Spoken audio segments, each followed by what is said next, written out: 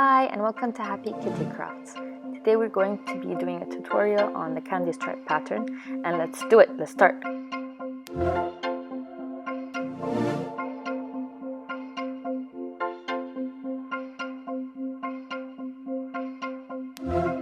I already tied the knot, so I'm going to clip it on my clipboard, and I'm going to start doing the bracelets, blah, blah, blah. I'm trying to do this really fast today. So I'm going to start braiding until it's about the length of my finger, or it's long enough for me to feel like, okay, I want to tie it at that length. And then I'm going to start with organizing my threads in the order that I want the colors to appear.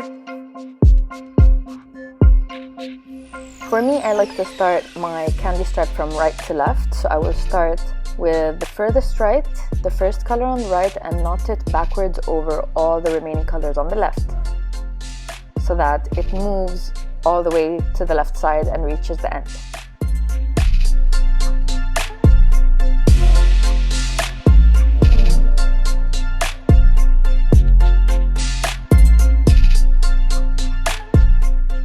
Alright, now I'm going to reset and start with the furthest color on the right, and make a double knot,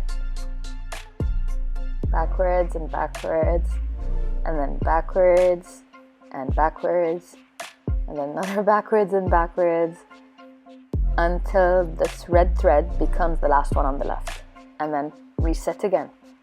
And that's basically it. That's all you have to do with the candy stripe. You have to keep doing the same thing over and over again, and you start to get your candy stripe pattern.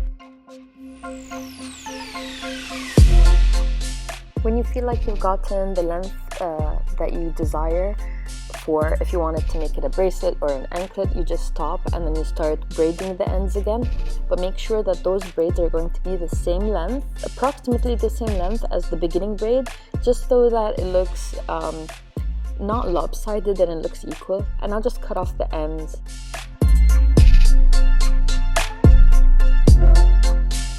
Most times I keep the ends if they're long enough to make an adjustable clasp for my bracelet, to which I have a tutorial on if you're interested. And that's pretty much it. Let me know if you have any questions. Please like and subscribe if you like, and thanks for watching.